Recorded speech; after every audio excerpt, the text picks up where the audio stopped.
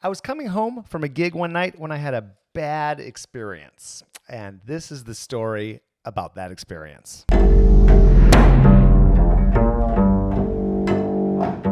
What's going on? It's Jason Heath, and like so many people, I've played my fair share of crazy gigs, but this has got to be one of the craziest things that's ever happened to me on a gig, or after a gig, more accurately. I had just gotten the very first car that I'd ever bought with my own money, and it was a Saturn wagon. I was so happy with this car. I'd always been driving hand-me-down cars for my parents, and thank you, Mom and Dad, for those, but it was great to get into something brand new and to take it to gigs. I got in my car to drive home after a rehearsal with the Northwest Indiana Symphony that's just outside of Chicago, kind of between Gary and Chicago, and I was headed back into Chicago. I was on the freeway, I was heading home, and all of a sudden there was this boom from under the car, and it sounded like I blew a hole in my muffler.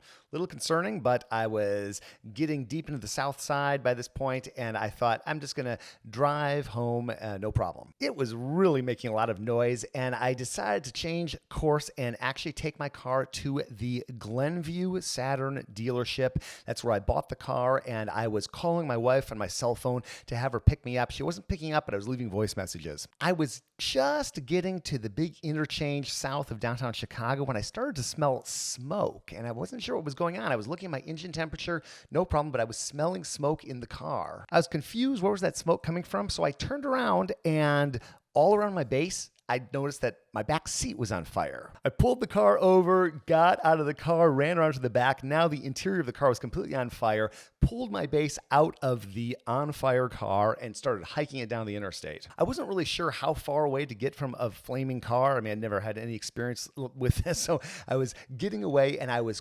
frantically calling my wife on the cell phone, calling my mom. I don't know why I did that, who picked up. I told her what was happening and hung up. That was a great moment. Sorry, Mom. At a certain point, the car was just completely on fire, and then it kind of blew up. It didn't blow up like the movies, but obviously the gas tank went, and there was like a giant fireball right there on the freeway. At this point, I had called 911, of course, and so I was hoping that the cops or whoever were on their way, and I watched as if in a Salvador Dali painting as the exterior of my Saturn, a plastic exterior, melted away, and it actually ran down the freeway. I was at a little bit of an incline on the express lanes. Don't ask me why I was in the express lanes, headed north of downtown Chicago, and this little rivulet of plastic just rolled right by my feet as my car just completely melted away. 5 cop cars came, 2 fire trucks. They put me over the hood and searched me. I guess that's what happens when your car catches on fire. And one of the police cruisers did not have a divider in the car, so I was actually able to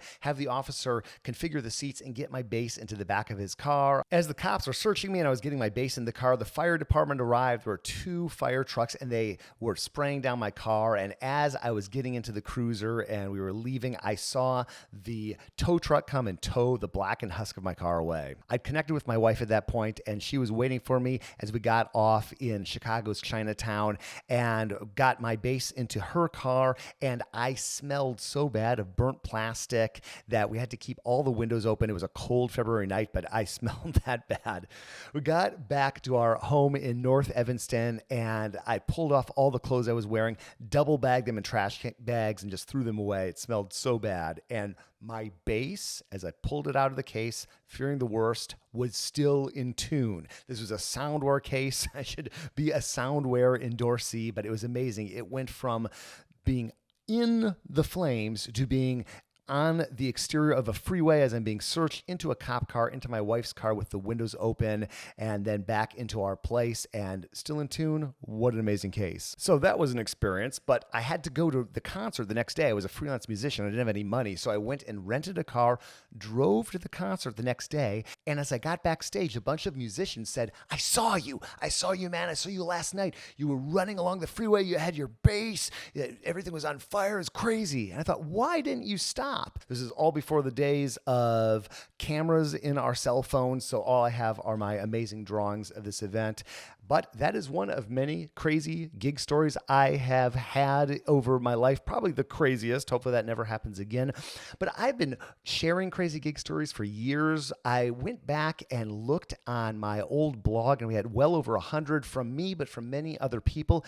If you want to hear more gig stories like this, I've got no shortage. And if you want to contribute one of your own, I will link up a spot on our website where you can leave that story. Big shout out to Jake Thurston for inspiring me to get back into these. He said, why don't you ever share that on the YouTube channel? I thought, yeah, why don't I? So this is the first, maybe the last. If you want to see more, leave a comment below and we'll see you in the next one.